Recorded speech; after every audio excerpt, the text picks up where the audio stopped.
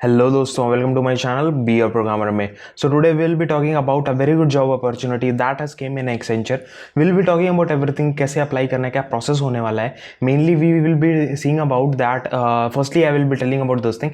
If you are from any graduate, you have done any graduation, that is you have done BCA, you have done BCom, you have done BBA, anyone you can apply for this. Mostly if you are from BCom, जरूर इसको ज़रूर भरना, because like बहुत ज़्यादा BCom की jobs मेरे को मिल नहीं रही थी और बहुत ढेर सारे लोग डिमांड कर रहे थे इस टाइप की videos. That is many graduates eligible, all graduates are eligible, so I have came up with this video. So will be going to our screen and we will be talking about everything detail में. Eligibility criteria देखेंगे, process देखेंगे, कैसे apply करते हैं, क्या process होता है, सारा कुछ हम लोग देखने वाले हैं. चलो स्क्रीन पे चलते हैं और सारा कुछ देखते हैं. चलो. So as you can see on the screen, this is the main site of Accenture Careers, and from here only we are going to apply. So the very first thing, that is a designation, the designation of new associate workforce services. That it is a kind of a level 1 job, that is starting की जो jobs होती हैं freshers के लिए, उनके लिए है ये आप अप्लाई कर सकते हो definitely. The location is in Chennai. अभी फिलहाल तो everything is going on work from home, so it will depend on your resume, it will depend on many factors. Because अगर ये वर्क फ्रॉम होम है, अगर ये इतनी बड़ी MNC में है, डेफिनेटली 100% इस पर ज़्यादा रश होगा और बहुत ज़्यादा टाइम लगेगा शॉर्टलिस्टिंग में. तो ऐसे ही फॉर्म्स भरते जाना, सो दैट लाइक जब शॉर्टलिस्टिंग चालू होगी, हो सकता है कहीं से शॉर्टलिस्टिंग हो जाए, तो उसमें टाइम लगता है. ठीक है. Next thing, the very first thing, that is a job eligibility criteria. As you can see here the job eligibility criteria. The very first thing, any graduate can apply for this job. कोई भी graduate अगर आप हो, मतलब किसी भी graduate से अगर आप हो, तो डेफिनेटली अप्लाई कर सकते हो. Next thing, if you have years of experience, that is 0 to 1, 0 से 1 साल का एक्सपीरियंस अगर आप डेफिनेटली अप्लाई कर सकते हो इसके लिए. ठीक है. तो if you are a fresher you can apply for this. If you have some experience maximum of 1 year you can apply for this. Next thing, the location will be in Chennai as mentioned above. I have also mentioned in the starting of the video कि location थोड़ी अलग होने वाली है, but depending on this situation of pandemic it will depend on it कि हाँ कब तक वर्क फ्रॉम हो सकता है. फिलहाल तो वर्क फ्रॉम होम है. ठीक है. Next thing, when you scroll down you will find many things. That is first one, the roles and the responsibilities. So I will mention these all roles on my website also in a very simple manner, so you can read out that things and थोड़ा आपको समझ में आ जाएगा चीज़ें. ठीक है. तो website की लिंक भी आपको डिस्क्रिप्शन में मिल वहाँ से देख सकते हो.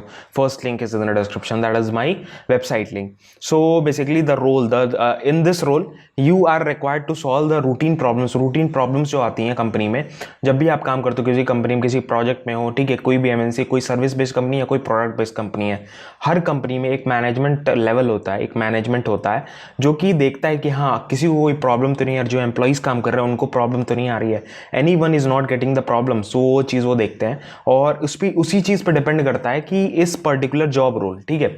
Then next thing is that your primary interaction is within the team and the direct supervise. That is within a team, मतलब अगर आप एक एम्प्लॉय की तरह हायर हो जाते हो इस पर्टिकुलर ऑर्गेनाइजेशन में, सो आपका रोल क्या होगा, आपकी जो रिपोर्टिंग होगी वो डायरेक्ट टीम के साथ भी हो सकती है और डायरेक्ट सुपरवाइजर मतलब कोई मैनेजर, सीनियर मैनेजर, उनके साथ हो सकती है. ठीक है. ठीक है. Next thing is that you will need to be well versed with basic statistics terms involve to the day to day business. That is basic statistics का नॉलेज आपको होना चाहिए, डेफिनेटली होना चाहिए.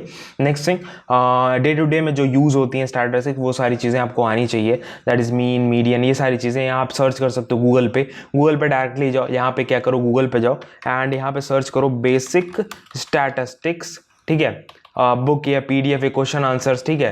तो ये सारी चीज़ें आपके सामने आ जाएंगी and from here you can read out these things. ठीक है. यहाँ से ये सारी चीज़ें कर सकते हो. It will be helpful for you definitely. Like these are things helpful. So what you need to do, यहाँ पे as it is given that any graduation का apply for this. So I will click on this apply now button. Apply now button पे tap करूँगा. उसके बाद एक page खुलेगा basically जहाँ से आपको अप्लाई करना है. एक आपका एप्लीकेशन फॉर्म है बेसिकली, यहाँ पे आपको भरना है.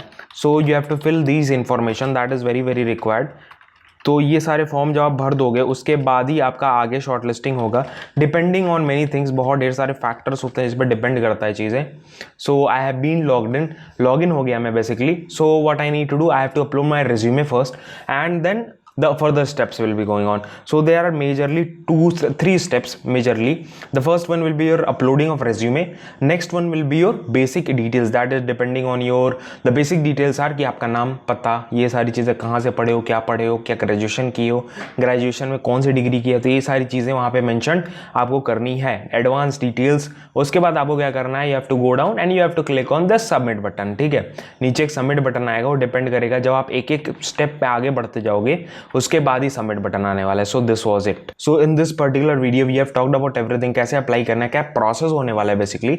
So you can click on that subscribe button and the like button so that you never miss an update from our channel. मिलेंगे नेक्स्ट वीडियो में, और मैं कॉमेंट से ही उठाता हूँ सारे वीडियोज़, किस टाइप की वीडियोज़ लाने, तो आप कॉमेंट डाउन करके अपना ग्रेजुएशन ईयर, अपना ग्रेजुएशन, ये सारी चीज़ें मेंशन कर देना, so that it will be helpful for me और मैं ऐसी वीडियोज़ लेके आता रहूँ। मिलेंगे नेक्स्ट वीडियो में ऐसी इन्फॉर्मेशन। जय हिंद, वंदे मातरम।